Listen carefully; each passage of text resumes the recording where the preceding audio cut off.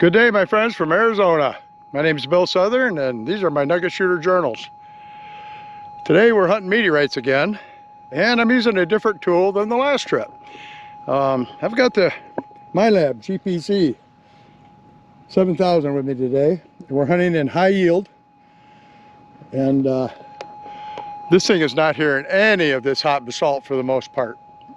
Hardly any of it. So I'm going to be able to hear what other people can't hear. And this machine is designed to work in crappy ground like this with a lot of hot rocks, and it's doing just a fine job. And I get a lot more ground coverage with a 14-inch round, well, it's kind of an elliptical coil, 14 by 12, and a lot more ground coverage, so I should be able to get some finds. The bad part is I had to drive up Franconia Wash and then walk in under the railroad bridge here. Whoo-wee, man, that sand's soft. Beat my poor truck up because I had to fly down the sandy wash to keep from getting stuck. You stop, you're screwed. So hopefully I'll make it back out okay, and we're gonna get with it and hunt some meteorites. Hopefully I'll show you one in a minute. GPZ 7000 versus meteorites at Franconia, Arizona. Well, it didn't take the GPZ very long. Right here, this one was down a good 3 or 4 inches. Just a screamer. Franconia meteorite. You can see the little dots on it. This one's been decomposing a little bit. You can see the little dots of rust on it because it's been in the ground. And the metal's starting to rust out in some places. Still a nice piece. Very nice meteorite. Yep. And several fellows have asked me about hunting with a magnet cane out here. And in the early days, a lot of people did, and it worked pretty good. But the problem with a magnet cane is you're testing things you're already looking at, or maybe trying to drag something. But as you can see, it's going to be real hard to drag any kind of a magnet through this.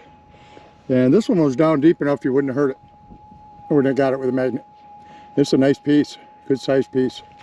I don't know, 20, 30 grams, maybe better. Very nice. GPZ does quite well.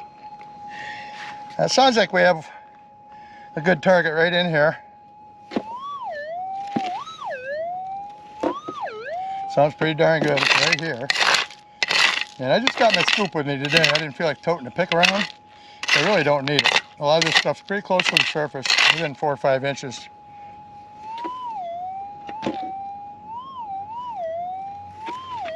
Something here.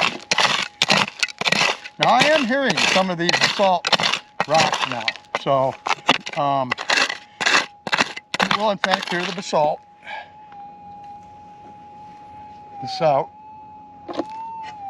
Sounds like we got it out of the hole. Let's see what we got.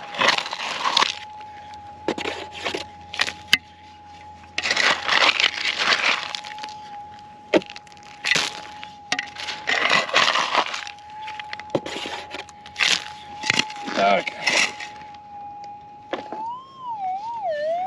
Right here. Now there's that metal screen in here too.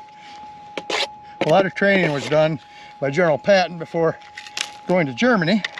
And they trained here, and as a result, there's lots of bits of wire from the ammo and that they were firing and coming off the belts and stuff like that. And we used to find a lot of 50 caliber shells in here, but they've become few and far between now. We got this, and it's starting to sound like wire. You never know till you get it though, in your hand. It's staying in the scoop pretty good.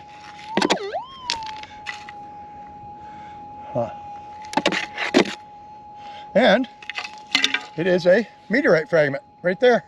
You see the fusion crush on this side. It's pretty well broke up over here.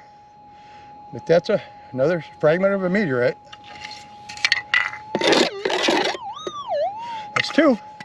Got the other one no more than 20 feet from here. Maybe there's some more in this little spot. Let's check. And a very tiny iron. Very tiny iron. Again, this iron bled off of the main body as it came in, and they fell along with the rest of the meteorite. And it's essentially like an iron classification for iron as well as a chondrite in here, but they're both from the same fall. Interesting. Yes, it is. Well, right up here's the tunnel that you can walk through without having to drive on this railroad property right there where the road is, because they don't like you driving there. Anyway, here's the tunnel. And you can't drive up through this tunnel. So you got to park on the other side and walk. And this tunnel was built in 1923. Yep. I'll show you why you can't drive up when I get to the end here.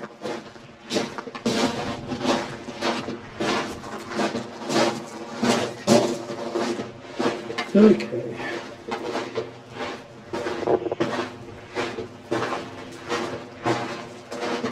I should have showed you too that those 3 posts you see with the writing on them, those are BLM wilderness area posts. It's okay to go in there and walk around and metal detector stuff, but they don't want you riding vehicles back in there. So it's a pretty long walk from parking over here on the other side where I'm parked. You can barely see my truck through the trees over there. And there's no driving up this thing. No siree. About a 4-foot drop.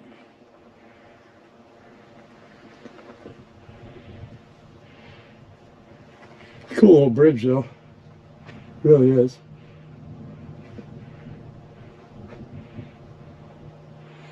Cool old stuff.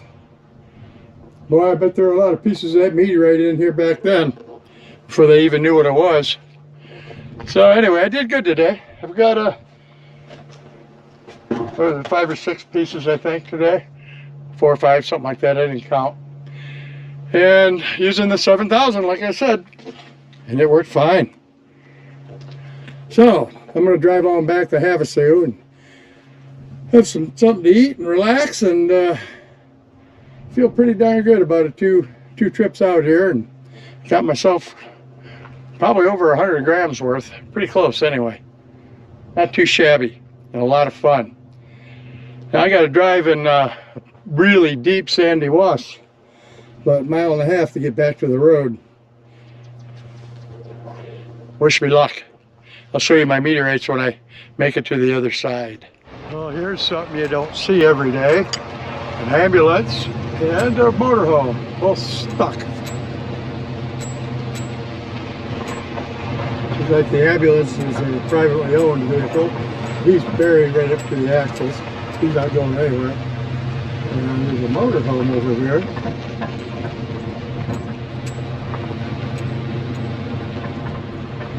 Also buried. Holy cow. That's going to take some work to get that out of there, my friends. Not much I can do with this little Chevy. Anyway, I'm on my way home.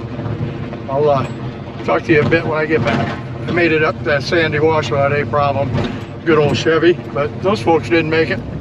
See you in a bit. Alrighty, I'm back at camp. We're still in Havasu. Check out this shirt Tammy got me. You gotta love it. As promised, I'm going to show you my meteorites. And hold on, don't get dizzy. Here they are. Alright, we've got 2 nice ones. This one I kind of filed a little bit of a window in there, but I'm going to do it better when I get home. But you can see the flecks of metal in there. If I get it turned just right, you can see them in there. And that's always a indicator. This fragment here is broken on several sides. And let's see, this piece was found with that, so I'm guessing it's probably a part off of it. They're within a foot or so of each other. And here we have another whole individual cleaned up. So we got some weight here, folks. I don't have a scale with me, but that's probably 100 grams right there, pretty close to it. And then we got this little fragment, and this one, and this one. And then we got 2 little irons. So actually 1 good sized iron and a smaller one. So this was a very good hunt. And hunting meteorites is a lot of fun. And for me, it's actually kind of cool in a way that gold will never quite compare to finding something that's 4.5 billion years old. And it doesn't even belong on the planet. It just showed up here and fell to Earth. And it's pretty cool. So I like sharing stuff like that with y'all. And if you like these videos and you want to see more of them, maybe you learn about hunting more meteorites or other things we do, like, subscribe, and ring that notification bell. Matter of fact, smash it. And what did I just say? So, if you like these videos, like, subscribe, ring that bell, and leave a comment. I always like to hear from you. Nugget Shooter out.